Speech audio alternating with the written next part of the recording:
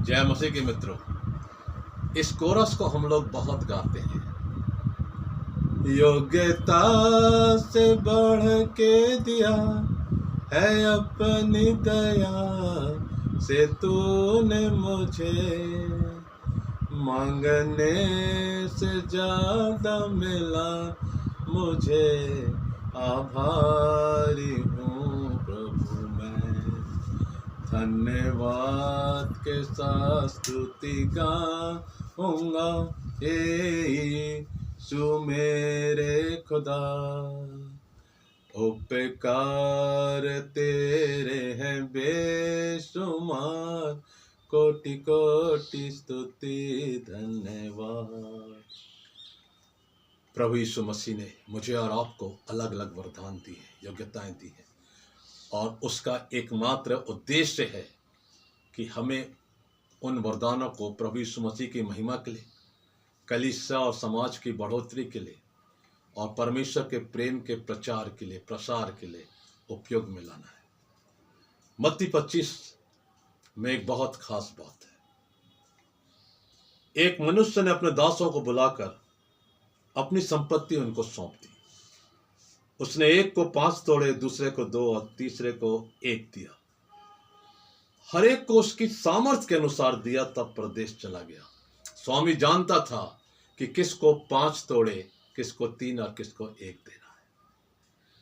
मुझे और आपको परमेश्वर पिता ने अलग अलग तोड़े दिए हैं, टैलेंट्स दिए हैं।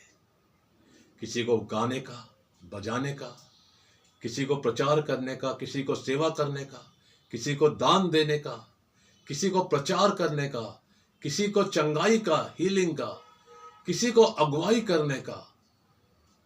अस्पताल में, स्कूल्स में, अलग अलग संस्थानों में परमेश्वर पिता हमारे उन वरदानों को मानव की भलाई के लिए, परमेश्वर की महिमा के लिए उपयोग में होते देखना चाहते हैं।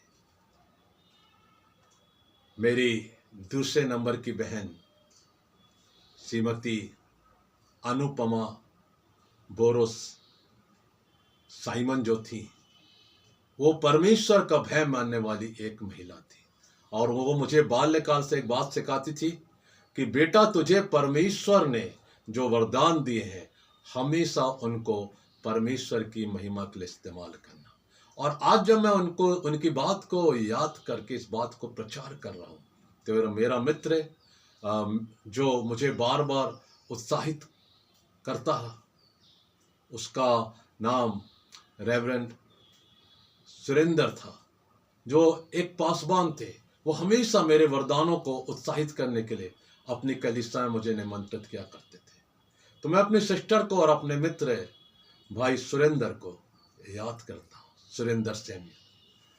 और ये बात मैंने उन दोनों के जीवन से सीखी कि हमें भी एक दूसरे को उनके वरदानों को आगे बढ़ाने के लिए उत्साहित करना चाहिए। समाज में, कलीसिया में बहुत बार यह गुण नगण्य दिखाई पड़ता है। किसी में अगर अच्छा गुण है, वरदान, योग्यता है, तो बहुत से लोग उनको एनकरेज नहीं करते। हमें उनको एनकरेज करना है। मेरे भाइयों और बहनों, प्रभु यीशु मसीह चाहते हैं। जब वो परदेश से वो व्यक्ति लौटा, तो स्वामी ने उनको बुलाया और पूछा कि तुमने क्या किया जो तुमको मैंने सौंपा था। उन्होंने, जिसको 5 तोड़े मिले थे, उसने कहा कि मैंने 5 तोड़े और कमाए।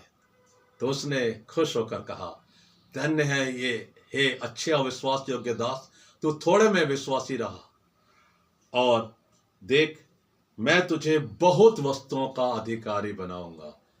Remember the word getting the authority. बहुत सी वस्तुओं का अधिकार मिलना। जब हम अपनी योग्यताओं को परमेश्वर की, समाज की महिमा के लिए इस्तेमाल करेंगे, परमेश्वर पिता हमें अधिकारी बनाते हैं। ये इस वचन की खूबसूरती है। जिसको 2 तोड़े मिले थे, उसने कहा, मालिक, आपने मुझे 2 तोड़े सौंपे थे, मैंने 2 और कमाए हैं। मालिक खुश हुआ और उसने कहा कि धन्य है अच्छे और विश्वास योग्य दास, तू थोड़े में विश्वास योग्य रहा, मैं तुझे बहुत वस्तुओं का अधिकारी बनाऊंगा। अपने स्वामी के आनंद में सहभागी हो। जब आप अपने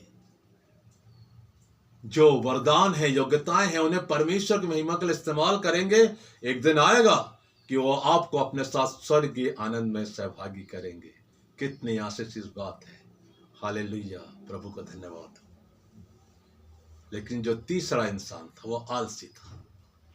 जब उसे बुलाया गया, उससे पूछा गया कि तूने क्या किया जो तोड़ा मैंने तुझे दिया था। बोला, मैं तुझसे डरता हूं, क्योंकि जहां तूने नहीं बिथराया वहां से तू बटोरता है, मैंने उससे भूमि में छिपा दिया।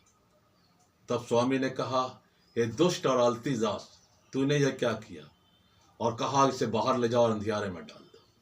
बहुत से लोग, आज दुख की बात है कि अपने तोड़े को इस्तेमाल नहीं कर रहे हैं। आपको जानना है प्रार्थना के साथ कि आपको क्या तोड़ा मिला है।